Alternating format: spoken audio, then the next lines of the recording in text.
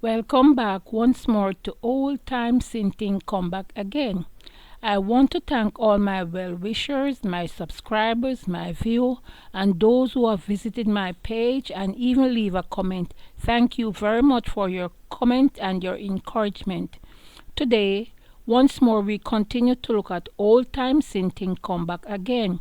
This time, we'll be looking at a story, The Industrious and Courageous Smart Ant, and he was able, because of his industrious and not laziness, to overcome obstacles in his life while his friends were left in an awe.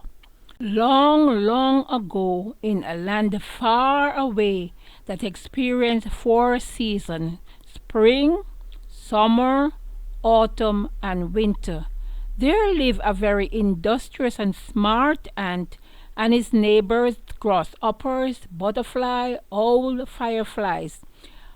William was the name of the ant. He was a very industrious ant. He would work all day. In the spring, he would plant and plow and care for his crops. He would weed and never taking a time to rest. He was here, there, and everywhere in his field, working so hard. At the end of spring, William's crop was blooming, it was flourishing because the soil in that forest was very rich. Meanwhile, William continued working. His friends, the grasshopper and the butterfly, would come fleeting among the blossoms on his crops.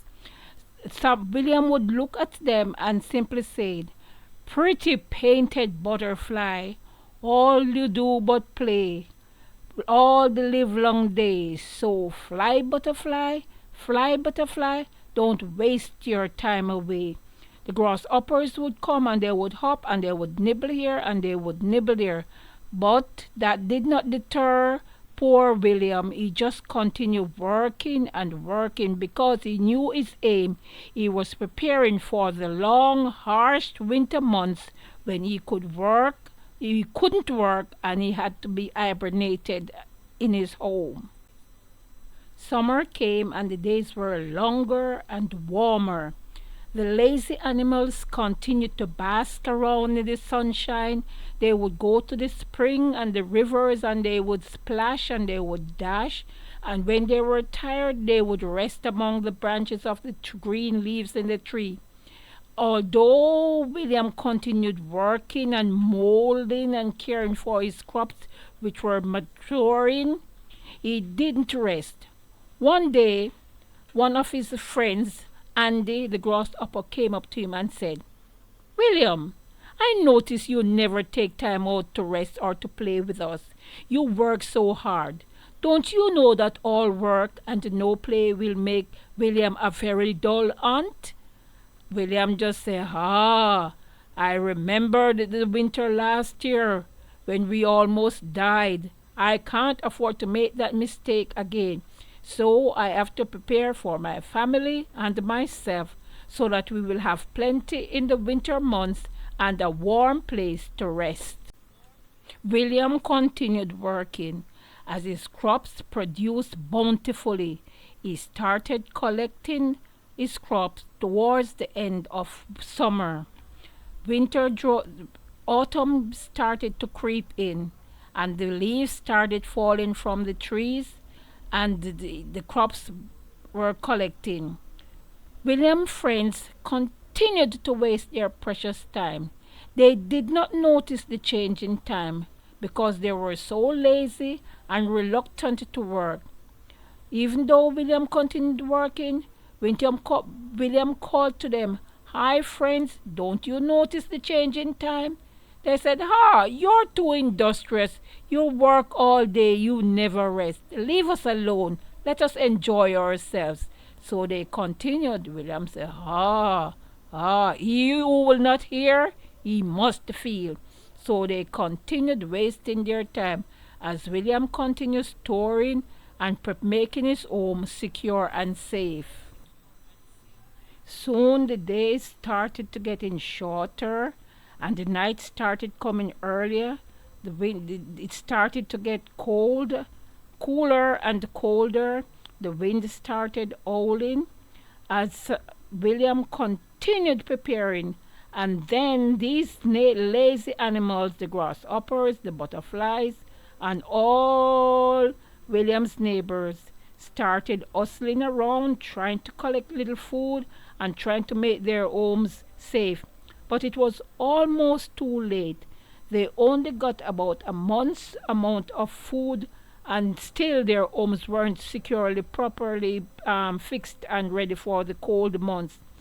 The winter came in. It was so cold.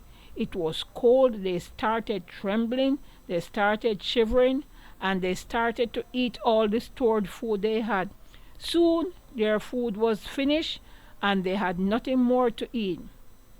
Oh, they regretted wasting the summer month, the spring month, the summer month, and even early autumn. Oh, William and his family, they were so comfortable. They rested and they rested and they rested, while the other animals, they were so uncomfortable. They were cold. They said, "Oh, let us go to William and see what we can get garner from him." They went over to William, they knocked him up and said, "William, William, will you please help us? We are so cold and we are so hungry. We are starving, our families are starving. Can you help us?" William was kind hearted and he considered them and said, "If I don't help them, they are going to die." So William shared with them, and I hope they learned their lessons, because they wasted all summer. They laughed at William while he worked and loused around. They even nibbled at his crop. But William continued working, and in the end, he was successful, and they had to come and bow and beg of him. Even though they wasted their time during spring, summer, and autumn, William didn't gloat at them. He was willing to help. The moral of this story: hard work, planning, and careful preparation is essential towards a successful life. Don't let fun distract you when you should be working and preparing for a task that is ahead of you. Proverbs that could be associated with this story: make hay while the sun lasts. These neighbors of William, if they had prepared during spring, summer, and autumn, it would have been well off in the winter. Last time is never found. The time that they wasted in winter, they could not regain it. Out of sight, out of mind. While they had experienced winter before, when spring, summer, and autumn came, they forgot all about the hardship they faced during the winter season.